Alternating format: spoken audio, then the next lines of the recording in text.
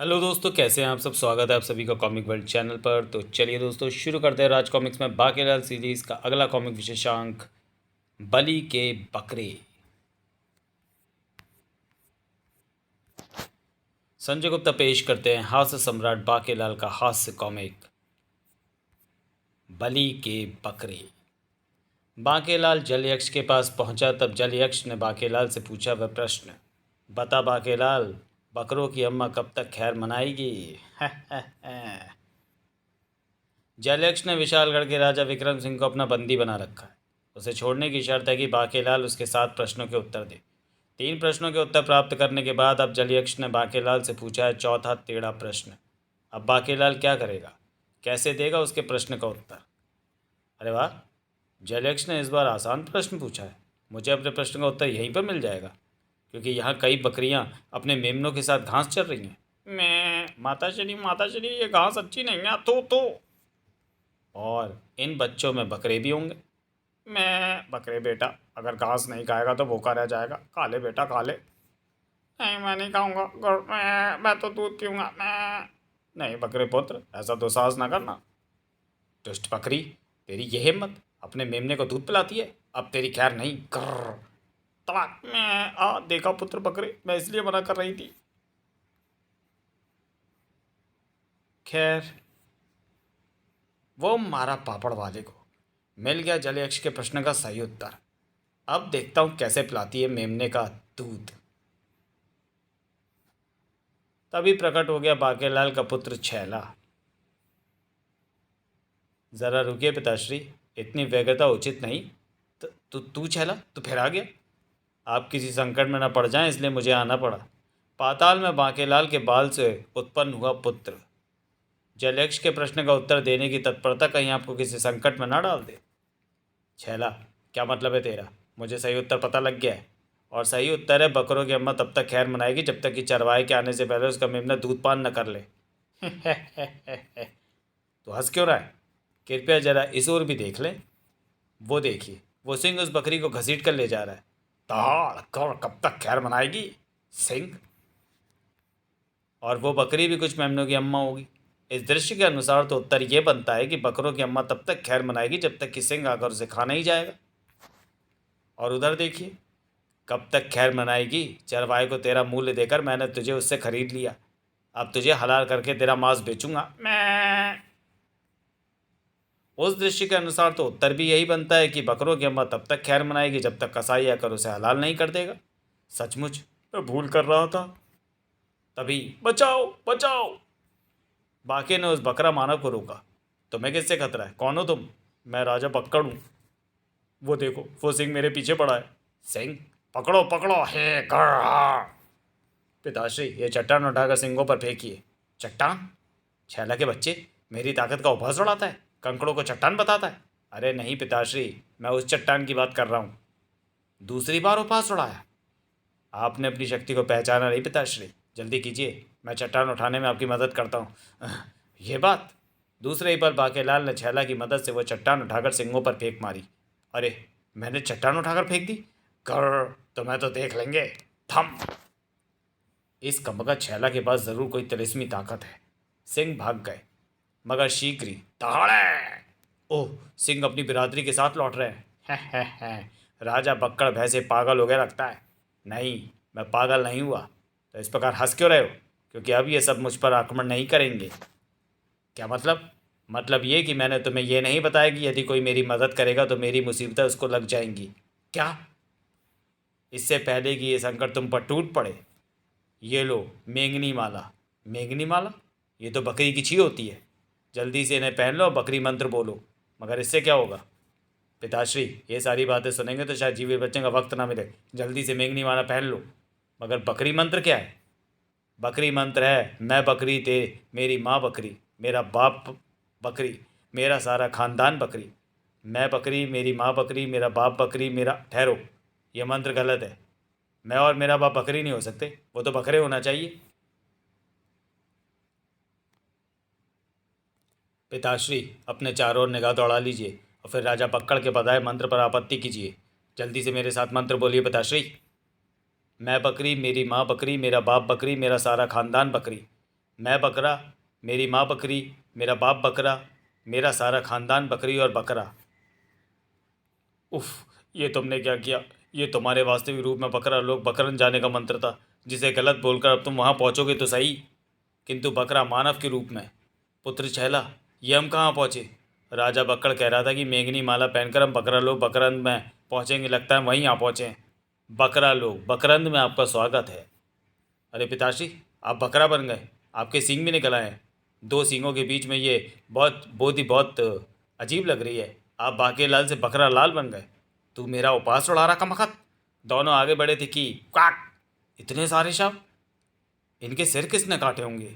मेरे विचार में हमें इस मनुष्य स्थान से दूर चले जाना चाहिए। मुझे भूख लगी और मेरा मन कुछ घास पत्ते खाने को कर रहा है। पिताश्री, घास तो बकरे खाते हैं, तो फिर उपास उड़ा रहा है? वहाँ देखो, बकरा मानवों की भीड़ लगी है। क्षमा पिताश्री, किंतु यहाँ तो रेत ही रेत है, घास का एक तिनका तक नहीं। ये कैसा बकरा लोक है जहाँ घास पत्ते ही नहीं है? वहाँ देखो, बकरा मानवों की भीड़ लगी है, वहाँ अवश्य आपको भोजन प्राप्त होगा। भूख भूख भूख।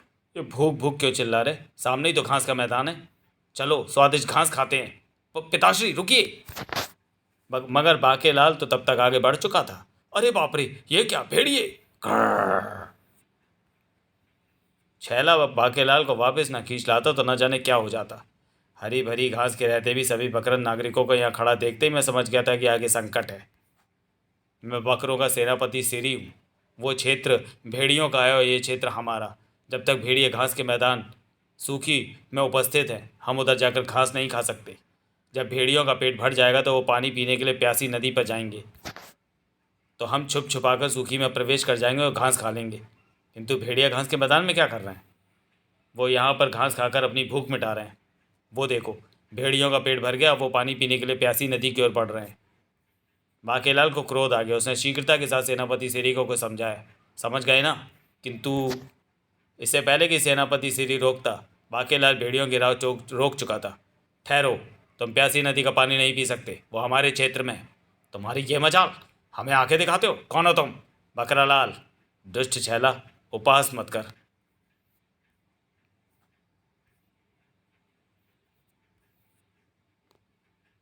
खबरदार, हमारे क्षेत्र में प्रवेश किया तो अच्छा नहीं होगा। मैं हूँ सेनापति भमोड़ा। हमारी राह रोकी तो अपने पहने दांतों व नाखूनों से फाड़ देंगे। हमारे भी मारेंगे, हमारे भी मरेंगे, पर तुम्हारे भी बचेंगे नहीं। आगे बढ़े तो अच्छा नहीं होगा। अगर तुम्हें जल चाहिए तो वो हमारे क्षेत्र में, किंतु हमें भी घास चाहिए जो तुम्हारे क्षेत्र में है। तुम हमें घास दो, हम तुम्हें जल देंगे। प्यास से मरे जा रहे भेड़ियों के पास दूसरा कोई रास्ता नहीं था। ठीक है, तुम हमारे क्षेत्र में आकर घास खा सकते हो। बोलो बकरालाल की जय। बकरालाल, घोर दृष्ट छैला, देखा उपास का परिणाम। तभी भेड़ियों ने छक कर जल पिया। बकरों ने छक कर नरम धूप का भोजन किया। हे वह स्वादिष्ट घास। पुत्र छैला, तुम भी थोड़ी घास खा लो, मेरे हिस्से की आप खा ले पिताश्री। फिर उपास शुरू किसने किया पिताश्री? बकरालाल जिंदाबाद। बकरों का पेट भरते ही उन्होंने विजयोल्लास के साथ बाकेलाल को अपने कंधों पर उठा लिया। बकरा नागरिक बाकेलाल को लेकर पहुंचे बकरा महल में। बकरालाल, ये है हमारी अम्मा बली। बकरालाल, तुम्हारा यहाँ पर स्वागत है। आज तक किसी ने ऐसा नहीं सोचा था कि हम सींगों का भय दिखाकर भेड़ियों को भयभीत कर सकते हैं, अन्यथा हम बहुत पहले ही भेड़ियों को सबक सिखा चुके होते। भेड़िया हमें भेड़िया भपकी देकर डराते हैं। अम्मा, महामंत्री खरोड़े ने कहा। अम्मा, क्यों ना बकरालाल से उस रहस्य का पता लगवाया जाए? मैं भी यही सोच रही हूँ। कैसा रहस्य? बकरालाल, तुम इस वक्त बकरंद में हो। यहाँ संतानें उत्पन्न करने का ठेका केवल हम दोनों बहनों के पास है। यहाँ का हर नागरिक मेरी और मेरी सगी बहन खली की संतान है। मैं तुम्हें बकरा पुराण की पूरी दास्तान सुनाती हूँ। ब्रह्मा जी ने जब सृष्टि के निर्माण की सोची तो सृष्टि में विभिन्न प्राणियों के होने का विचार आया। ये प्राणी कैसे होंगे, इसकी कल्पना व विचार तुम स्वयं करोगे देवशिल्पी। जो आज्ञा प्रभु। सृष्टि का विस्तार अभी चल ही रहा था कि एक दिन भ्रमण करते हुए देवशिल्पी देवानंद के निवास के समीप से गुजरे।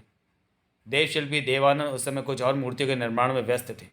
देवशिल्पी, ये किसकी मूर्तियाँ बना रहे हो? आपने जो जिम्मेदारी मुझे सौंपी है उसी को पूर्ण करने में लगा हूँ प्रभु। वर्णमाला के क्रम के अनुसार अभी तक मैंने जिन प्राणियों की कल्पना करके उन्हें मूर्ति में ढाला है, आपने उनमें प्राण फूंक कर उन्हें जीवित कर दिया। का से कबूतर, खा से खरगोश, गा से गधा, घा से घोड़ा। प्रभु, अब मैंने निर्माण किया है बा से बकरी का। यदि आप संसार में ऐसे प्राणी चाहते हो तो कृपा कर इनमें भी प्राण फूकें। अवश्य देवशिल्पी। देवानंद, बा से बकरी शिल्प मुझे अति सुंदर लगा, मैं इनमें प्राण फूकता हूँ।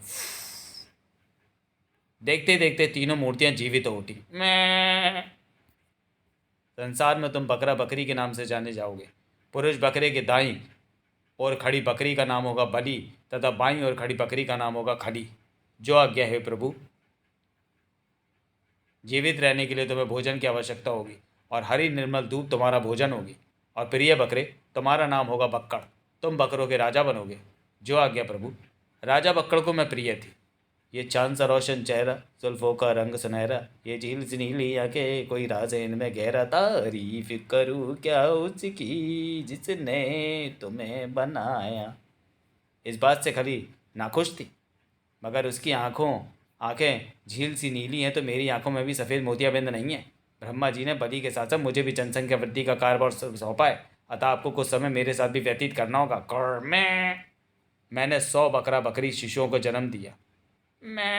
मेरे शिशुओं पर पड़ी दैत्य पतझड़ा की कुदृष्टि। हे आहा, नरम नरम मांस। किंतु राजा बक्कड़ ने दुष्ट दैत्य पतझड़ा को मार भगाया। चल भाग नामराद। खली को लगा भागते पतझड़ का धक्का। खली की कोख को कुछ समय तक पतझड़ मार गया। खली ने केवल 25 शिशुओं को जन्म दिया। मेरे शेष शिशु मृत पैदा हुए। मैंने 100 करके 5000 शिशु बकरा बकरियों को जन्म दिया। ठीक से स्नान करो। इस प्रकार मेरे मेमनों की जनसंख्या दिन प्रतिदिन बढ़ने लगी, जबकि खली की संतानें संख्या में बेहद कम थी। वह जल्दी और बच्चों को जन्म नहीं दे सकती थी। बलि और उसके बच्चों से दूर रहना। ठीक है अम्मा। खली ईर्ष्याग्रस्त रहने लगी थी। बकरों पर एक भयंकर संकट टूट पड़ा। हा कर, हम भेड़ियों से बचकर कहाँ जाओगे? चुन चुन कर मारेंगे। खच खचा खच। चुनने की आवश्यकता नहीं है, गिन गिन कर मारना आवश्यक है। खच खचा। जो आज्ञा सेनापति भगोड़ा। बकरों में भगदड़ मच गई। भागो भागो, हाय अम्मा बचाओ। 100 तो मारने ही है। कितने मारे? 80, 90, 99 और ये हो गए पूरे 100। अब इनमें से एक को उठा लो। किंतु सेनापति भगोड़ा, बाकी को चील कौओं गिद्धों के लिए क्यों छोड़ें? क्योंकि हमें ब्रह्मा जी ने ऐसे ही आदेश दिया है कि 100 में से एक खाओगे, और उसमें से भी आधा तो हमें महाराज अनुपम खैर की मान में छोड़कर आना है। अनुपम खैर? हाँ, और शेष आधा बकरा हमारे हिस्से में आएगा, जिससे हम में से किसी का भी पेट नहीं भरेगा। ब्रह्मा जी का आदेश टाला नहीं जा सकता। इतना कहकर बलि एकाएक चुप हो गई। तब बाकेलाल बोला, किंतु महारानी बलि, यहाँ के भेड़िए तो घास खाते। भेड़िए मांस से यकायक घास कैसे खाने लगे, यह रहस्य किसी की समझ में नहीं आया। भेड़ियों के घास खाने से फिलहाल हम पर उनके द्वारा छाया संकट तो टल गया, किंतु उसी दिन से रोज़ मेरा एक पुत्र रहस्यमय ढंग से गायब होने लगा। मैं चाहती हूँ बकरालाल के इस रहस्य का तुम ही पता लगाओ, क्योंकि तुम्हारी बुद्धि हम सब में तीव्र और कुशाग्र है। जब से ये समस्या आई है तब से महाराज बक्कड़ भी यहाँ उपस्थित नहीं है। राजा बक्कड़ तो विशालगढ़ में, हम उनसे मिल चुके हैं, किंतु राजा बक्कड़ यहाँ से क्यों चले गए? उन्हें रानी खली के पुत्रों ने देश निकाला देकर पूरे बकरंद राज्य पर अपना अधिकार कर लिया है। संकट कम होने का नाम नहीं ले रहा। जब हम बकरों पर कोई संकट आता है तो हम खैर मनाते हैं। खैर? हाँ, इस उत्सव में सभी बकरा बिरादरी धार देवता की पूजा अर्चना करके उसे प्रसन्न करते हैं, ताकि कोई भी धारदार अस्त्र हमें कोई क्षति नहीं पहुंचा पाए। ओह, तुम तो सभी बकरों की अम्मा हो ना? हाँ। तो ये खैर कब तक मनाओगी? जब तक संकट टल नहीं जाता। वो मारा पुत्र छैला, आखिर हमें मिल ही गया जलयक्ष के प्रश्न का उत्तर। बकरों की अम्मा तब तक खैर मनाएगी जब तक कि संकट टल नहीं जाता। अभी इतना प्रसन्न होने की आवश्यकता नहीं है पिताश्री, क्योंकि बकरों की अम्मा तो बलि की बहन खली भी है। पहले पता कर लें कि वो भी खैर मना रही है या नहीं। ओह, मैं तो समझ रहा था कि मुझे जलयक्ष के प्रश्न का उत्तर मिल गया। तभी अरे पिताश्री, वो देखिए, कुछ बकरे सैनिक एक बकरा नागरिक को दबोच रहे हैं। जल्दी ले चलो बलि के इस बकरे को अम्मा खली के पास। अम्मा के पास बाद में जाना, पहले पिताश्री से तो मिल लो। भागो। भागते कहाँ हो, रुक जाओ। अम्मा के पास सॉरी, मैं अम्मा बलि का बेटा हूँ। ये लोग पता नहीं क्यों मुझे अम्मा खली के पास ले जाना चाहते थे। ओह, तो तुम बलि के बकरे हो। बाकेलाल ने लौटकर यह बात बलि को बताई। ओह मेरा गोश्ती, मेरा पुत्र। अगर तुम दोनों उसकी रक्षा न करते तो खली के सैनिक मेरे पुत्र को उठा ले जाते। तुम अपने पुत्रों को स्वयं अपनी रक्षा आप करना क्यों नहीं सिखाती? हमें लड़ना नहीं आता, हमारे पास अस्त्र शस्त्र भी नहीं है। हम तुम्हें लड़ने के लिए नहीं, अपनी रक्षा आप करने को कह रहे हैं, और अस्त्र तो तुम्हारे पास ही हैं। हाँ, तुम्हारे अस्त्र तो स्वयं तुम्हारे सींग ही हैं। हमने सींगों की मदद से ही घास के मैदान से भेड़ियों को खदेड़ा था। अपनी योग्यता व शक्ति को पहचानो बली, मगर हमें यह अस्त्र चलाने नहीं आते। अपने पुत्रों को एकत्रित करो, हम उन्हें सींग मारना सिखा देंगे। वाह, ये तो प्रसन्नता की बात है। मैं अभी अपने सभी भाइयों को एकत्रित करता हूँ। बाकेलाल सभी बकरों को सींग मारना सिखाने लगा। ताक! सिर नीचे करके ऐसे सींग मारा जाता है। पिताश्री, आप इन्हें सींग मारने का अभ्यास करवाइए। मैं ये पता लगाने की चेष्टा करता हूँ कि ये खली बली के बकरों को क्यों और कहाँ ले जाती है। उधर खली का क्रोध 7वें आसमान पर था। क्या कहा? बली का बकरा हाथ नहीं लगा?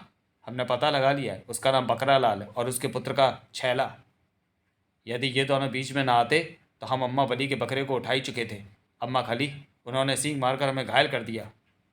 ये जो हमारे सिर पर उगे इन्हें ही सींग कहते हैं। इनकी चोट बड़ी घातक लगती है। आश्चर्य है, फिर सींग तो हम भी मार सकते हैं। सींग चलाना तो हम सीख ही लेंगे। अभी अनुपम खैर के भोजन का समय हो गया है। यदि उसे एक बकरा नहीं मिला तो गजब हो जाएगा। जल्दी से अपने बाकी भाइयों को एकत्रित करो और किसी भी तरह उस बकरा लाल को ही बंदी बना लाओ। इस बार मैं उसे ही भेजूंगी भेड़िया की मान में। इससे हमारा शत्रु भी समाप्त हो जाएगा। जो आज्ञा अम्मा। क्रोधित खली महल के कारागार में पहुंची। ऋषि मगज, इस सारी मुसीबत की जड़ तू ही है। स्वाक! जो तू चाहती है वो कभी नहीं होगा दुष्टा। मैं भी देखता हूँ कि बकरों की अम्मा कब तक खैर मनाएगी। तेरा अंत अब निकट ही है। अंत होगा मेरे शत्रुओं का। खली के कारागार से निकलते ही, अरे तुम कौन हो? मेरा नाम छैला है। छैला ने ऋषि मगज को स्वतंत्र करवाया। मैं यहाँ इस रहस्य का पता लगाने आया था कि बलि के बकरे को खली कहाँ ले जाती है। फिर खली का पीछा करते हुए मैं यहाँ तक आ पहुँचा। ओह, ये बात मैं ही तुम्हें बता सकता हूँ। देवशिल्पी देवानंद ने अब भा से भी किसी प्राणी का निर्माण करने की सोची। भा से मैं बनाऊंगा मादा और नर भेड़िया। हाँ, तब ब्रह्मा जी प्रकट हुए और उनमें प्राण फूंक दिए। फूंकना। आज से सभी तुम्हें भेड़ियों के नाम से जानेंगे। हाँ, किंतु हे ब्रह्मा, हमारा भोजन क्या होगा? तुम्हारा भोजन होगा बकरी। तुम 100 बकरियों में से एक खाओगे। ऐसा वरदान देकर ब्रह्मा जी अंतर्धान हो गए। शीघ्र ही भेड़िया जाति का विकास हुआ। ब्रह्मा जी के वरदान का तात्पर्य था कि 100 बकरों में से एक ही मारकर खाओगे। किंतु आलसी राजा अनुपम ने ब्रह्मा जी को वरदान का गलत अर्थ निकाला। सेनापति भगोड़ा, बकरों की बस्ती पर हमला करो, 100 को मारो, एक को खाने के लिए लाओ। मेरा हिस्सा मेरी मान में पहुंचा देना, अन्यथा किसी की खैर नहीं। सेनापति भगोड़ा के नेतृत्व में भेड़ियों ने बकरों पर आक्रमण करने आरंभ कर दिए। मारो, बचाओ! भेड़िया 100 को मारते, एक को ले जाते। राजा को उसका हिस्सा मान में पहुंचा दिया जाता। महाराज की जय हो, ये रहा एक बकरे में से आपका हिस्से का मांस। बकरों में त्राही त्राही मच गई। तब वे मेरी शरण में आए। घबराओ नहीं राजा बक्कड़, मैं सब ठीक कर दूंगा। मैंने आग भभू का शक्ति का प्रयोग किया। फकाक! ओ, ये क्या? आग भभू का शक्ति के प्रचंड धमाके से भेड़ियों की याददाश्त चली गई। तब तुम्हारा भोजन घास है। हमारा भोजन घास है। हमारा भोजन घास है, आओ घास खाएं। अरे परंतु राजा अनुपम तो यहाँ ही नहीं, तो फिर वो कहाँ है? वो महाआलसी प्राणी है। वो यहाँ से दूर लुकंदरा घाटी की मान में रहता है, जहाँ कोई इसके विषा में खलल न डाले। तुम्हारा जादू उस पर नहीं चला। यह अच्छा नहीं हुआ राजा बक्कड़। अब केवल वही जानता है कि भेड़ियों का भोजन घास नहीं मांस है। अगर उसने भेड़ियों को बता दिया तो भेड़िया पुनः बकरों का मांस खाने लगेंगे। हैं, ऐसा नहीं होगा। उसे कभी ये बात पता नहीं चलेगी। मैं प्रत्येक दिन उसे बलि का एक बकरा भोजन में दूंगी। वो एक एक करके बलि के सारे बकरों को खा जाएगा। जब वो बलि के सारे बकरों को मार देगा तो तब तुम्हें उसकी भी याददाश्त गुम करनी होगी। उस दिन के लिए तुम मेरी कैद में रहोगे। इस प्रकार एक दिन बकरा व भेड़िया लोग पर केवल मेरा और मेरे बकरों का अधिकार हो जाएगा। ले चलो इसे कारागार में। किंतु महाराज का करे क्या करें अम्मा? ये मेरे पति हैं, इन्हें मारना उचित नहीं। इन्हें चुपचाप पृथ्वी पर फेंक दो, जहाँ से ये कभी वापस नहीं आ पाएंगे। सारी कथा सुनने के पश्चात ऋषि मगध शीघ्रता के साथ बोले। शैतान खाली इस समय भेड़िया सम्राट अनुपम खैर से मिलकर उसे भोजन के विलम्ब से बचाने की बात बताने गई होगी। तब तो मेरे विचार में तुरंत सम्राट अनुपम खैर की मान में चलकर खली के शटन का भांडा फोड़ देना चाहिए। चलो मैं तुम्हें वहाँ ले चलता हूँ। खली भेड़िया सम्राट अनुपम की मान में पहुँच चुकी थी। क्षमा करें महाराज, आज बकरा विलम्ब से पहुँचेगा। मुझे भूख बर्दाश्त नहीं। याद रहे, सूर्यास्त तक बलि का बकरा पहुँच जाना चाहिए। ठीक है महाराज। उधर बाकेलाल बकरों को सींग चलाना सिखा रहा था। वाह, बहुत अच्छे बाकेलाल। अब हम अपनी सुरक्षा स्वयं कर पाने में सक्षम होंगे। अब मैं नदी किनारे जाकर थोड़ा विश्राम करूंगा और फिर स्नान के पश्चात लौट आऊँगा। खली का बकरा बड़ा प्रसन्न था। मुझे पता लग गया कि सींगों का प्रयोग शत्रुओं पर कैसे करते हैं। चलकर ये बात अम्मा खली को बताऊंगा। बाकेलाल को भेड़िए अनुपम खैर की मान में फेंकने के बाद खली के बकरे वहां से भाग गए। चलो ये खुशखबरी अम्मा खली को दे दें। ये कम का छैला अभी तक नहीं आया। सॉरी, वो पहले पढ़ लिया। तभी ताक ले चलो इस अनुपम खैर की मान में। आज ही अनुपम खैर का भोजन बनेगा। बाकेलाल को भेड़िया अनुपम खैर की मान में फेंकने के बाद खली के बकरे वहां से भाग गए। चलो ये खुशखबरी अम्मा खली को दे दें। भूख से कुलबुलाते भेड़िया सम्राट अनुपम खैर को मिल चुकी थी बकरे बाकेलाल की गंध। हा, भोजन का बकरा आ गया है। अनुपम खुश हुआ। तुम कौन हो? मैं हूँ भेड़िया का राजा अनुपम खैर और तू है मेरा भोजन। अब मैं तुम्हें खाऊंगा। बाके ने भी उसे जड़ दिए सींग। खबरदार, मुझे अपना भोजन समझने की भूल ना कर। तूने मुझे सींग मारा, अब तू नहीं बचेगा। फिर इससे पहले कि अनुपम खैर बाकेलाल को अपने पैने नाखूनों से चीर फाड़ डालता, ठहरो भेड़िया सम्राट अनुपम। ऋषि मगध ने भेड़िया सम्राट को पूरी कहानी कह सुनाई। सॉरी, अरे एक और बकरा। मैं हूं बकरा ऋषि मगज और मेरा नाम है छैला। तब ऋषि मगज ने भेड़िया सम्राट को पूरी कहानी कह सुनाई। वास्तव में अरे सॉरी, बकरा ऋषि मगज, किंतु मेरा आज का भोजन तो मुझे मिल चुका है और ये छैला तो बकरा भी नहीं है। वास्तव में खली बली के बकरों को तुम्हारे हाथों मरवाकर अंततः तुम्हें भी समाप्त करके बकरों व भेड़ियों पर राज करने का षड्यंत्र रच रही है। उसकी ये मजाल। उसी समय उधर क्या कहा? ऋषि मगज कैसे भाग गए? वो भाग कर जरूर अनुपम खैर की मान में जाएंगे। ऋषि से सारी बातें पता चलते ही अनुपम सबसे पहले भेड़िया बस्ती में ही आएगा। भेड़ियों की बस्ती पर आक्रमण कर दो, इससे पहले कि वो हम पर आक्रमण करके हमें समाप्त कर दें। अपने नुकीले सींगों से हम उन्हें खत्म कर देंगे। सींग चलाना आसान है, बस सिर नीचे करके शत्रु को टक्कर मारनी है। बाकेलाल ऋषि मगज व छैला के साथ भेड़िया राजा अनुपम भेड़ियों की बस्ती में जा पहुंचा। मेरे भेड़ियों के साथ इतना कुछ हो गया और मैं यहाँ बैठा आराम से भोजन करता रहा। मैं मांस खाता रहा हूँ, मेरे भेड़िए घास। लानत है मुझ पर। अरे महाराज, महाराज, बकरे हमें सींग मारने लगे और इसी बकरा लाल ने बकरों को सींग मारना सिखाया है। हाँ, उस वक्त यह आवश्यक था। अभी तक तो हम इन्हें डराए हुए थे, मगर सींगों की शक्ति जानने के पश्चात अभी हमें डरा रहे हैं। जो हो गया उसे भूल जाओ, अभी हमारे साथ है। मुझे सोचना है कि अब मैं क्या करूं जिससे उस दुष्टा को सबक मिल जाए। तभी दुष्ट खली आ गई, वो हम पर आक्रमण करेगी। महाराज, बकरे हमें सींगों से मार देंगे।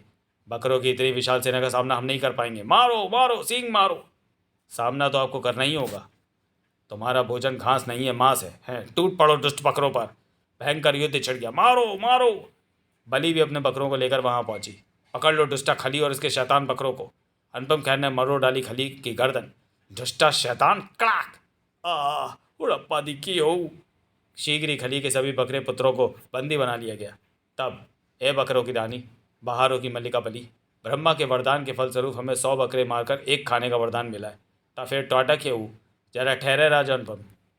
ब्रह्मा जी ने वरदान 100 में से एक खाने का दिया था, अर्थात 100 बकरों में से कोई भी एक। ब्रह्मा जी ने 100 बकरों को मारने का वरदान नहीं दिया था। ओह, क्या सच? हाँ पुत्र अनुपम, अपनी त्रुटि को ठीक करो। मुझसे भूल हुई, क्षमा। फिर बाकेलाल और बकरों ने अनुपम खैर से विदा ली। महल लौटने पर ऋषि मगज महाराज कैसे लौटेंगे? महाराज पृथ्वी पर है। बाकेलाल ये बकरा बूटी महाराज बक्कड़ को खिला देना, वैसा भी यहाँ पहुँच जाएंगे। और अब तुम अपने गले में पहरी मेघनी मालाएं तोड़ दो ताकि तुम वापस पृथ्वी लोक पहुँच सको। हमारे यहाँ आने का प्रयोजन भी पूर्ण हो गया। छैला बीच से ही गायब हो गया। पृथ्वी लोक पहुँचा केवल बाकेलाल। मुझे मिल गया जल यक्ष के प्रश्न का उत्तर। फिर मिलेंगे पिताश्री। राजा बक्कड़ बाके को वहीं चढ़ते हुए मिल गया। राजा बक्कड़, ये लो बकरा बूटी, इसे खाकर तुम वापस अपने लोग पहुंच जाओगे, जहां अब सब कुछ ठीक हो चुका है। मैं जानता था कि तुम ही हम बकरों की मदद कर सकते हो, इसलिए तो तुम्हें बकरा लोग भेजा था। बकरा बूटी खाकर राजा बक्कड़ वहाँ से गायब हो गया और तब बाकेलाल पहुंचा जल सरोवर। हे जलयक्ष, मुझे आपके पापड़ का झापड़ मिल गया, कृपया प्रकट हूँ। प्रश्नों का उत्तर मतलब। जलयक्ष प्रकट हो गया तब। आपके पापड़ का झापड़ है। बकरों की अम्मा तब तक खैर मनाएगी जब तक कि भेड़िया सम्राट अनुपम खैर भेड़ियों को ये ना बता दे कि उनका भोजन घास नहीं मांस है। वाह रे मेरे, वाह मेरे पापड़ का एकदम सही झापड़ है। वो मारा, हाँ समाप्त। तो चलिए दोस्तों, वीडियो को यहीं समाप्त करते हैं और मिलते हैं बाकेलाल सीरीज़ के अगले कॉमिक विशेषांक दूध घास में। तब तक के लिए धन्यवाद।